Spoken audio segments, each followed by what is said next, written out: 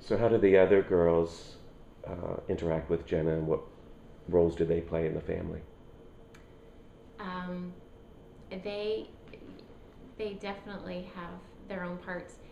Jaden is the best friend, the teacher, the therapist, the pusher, the motivator, the chatter. She it was interesting for the longest time. Just recently, it's changed, but for the longest time, Jenna was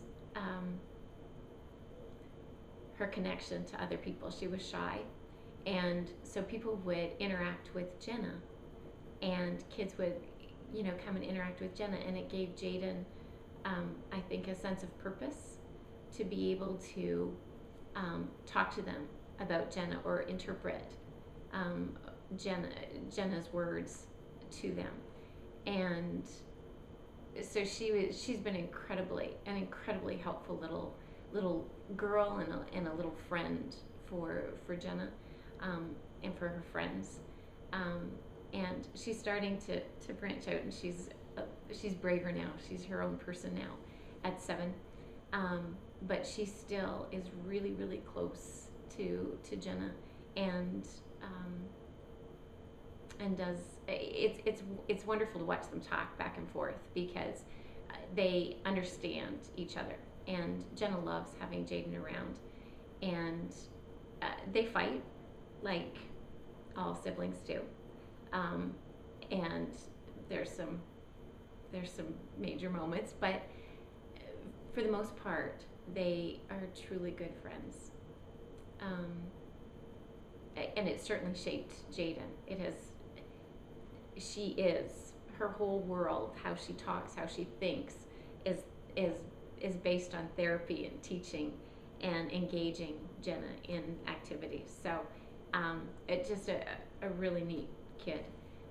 Giovanna is 3, and she's just a bundle of fun. So but she has watched Jaden very carefully and emulates so much of what she does and says. And so she really has taken on that kind of role with Jenna too. And especially recently, I noticed that if just Giovanna and Jenna and I are somewhere, Giovanna's the one that is trying to help Jenna and is trying to talk for her um, or help her with something. And they have wonderful little conversations together.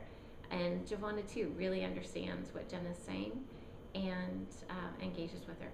So uh, it again, they fight. There's lots of drama with 3 girls in the family, but they love each other very much, and it's fun to see.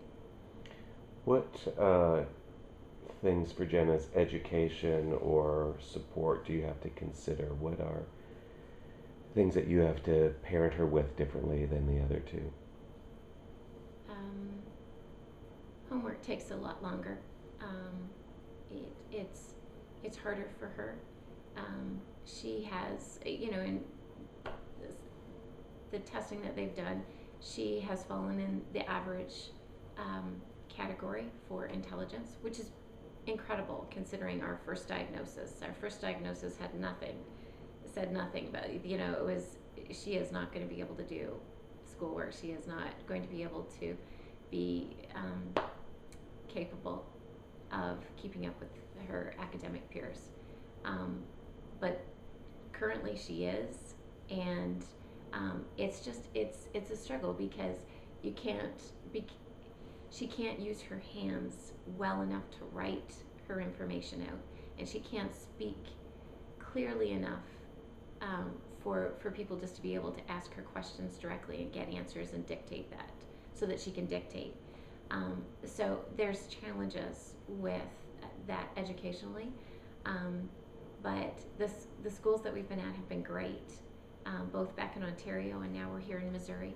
Her paras are here in the States, but educational assistants back in Canada were, you know, play a great role, and they really are her hands and her mouth, her voice to communicate what she knows, and she knows a lot. She struggles with math, but that I think is to be expected, considering that uh, you know she spatially cannot cannot get around as easily. So isn't as aware of that. So I think that's why the math part is a little difficult. And I'm sure other reasons, but language-wise, she's good at spelling, and she has a good grasp of vocabulary. She has all of her basic stuff down. So, and she loves to talk, and she loves to tell a story. Um, but it's trying to train her um, to be as independent in that as possible. So she does have a Dynavox, a kind of computer system that she uses, and she has been able to access that with a joystick, mouse, and so that goes quite well. She's really has a great sense of computer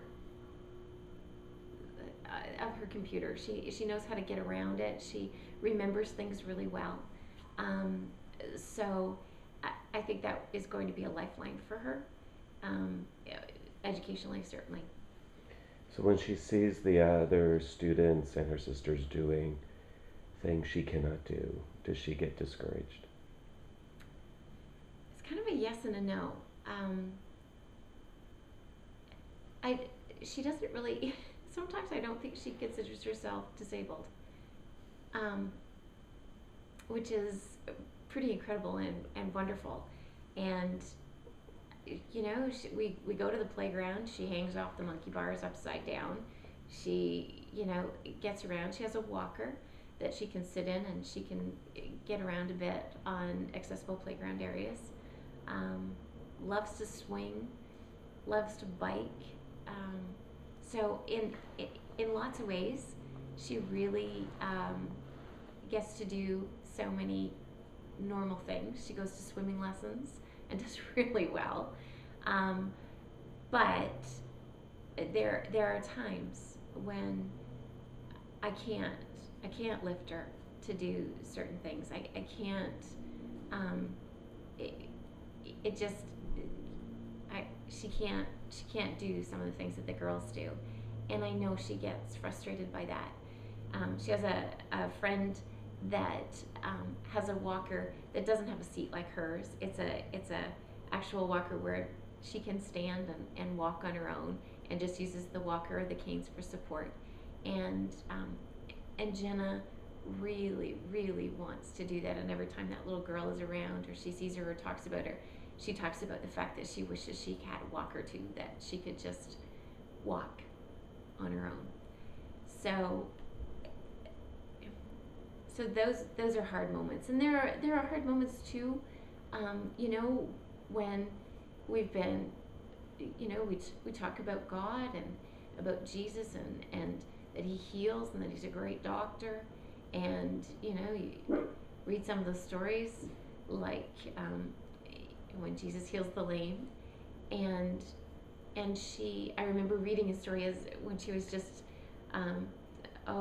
just 3 or 4 years old, and the storybook that we're reading out of was where they were lowering the man who was crippled down through the roof to get to Jesus, and I remember we were laying down in bed reading it, and the picture in the book was of his friends at the top, looking down as they lowered him onto the floor. And I remember her looking over to me and saying, "Would Jesus heal me?"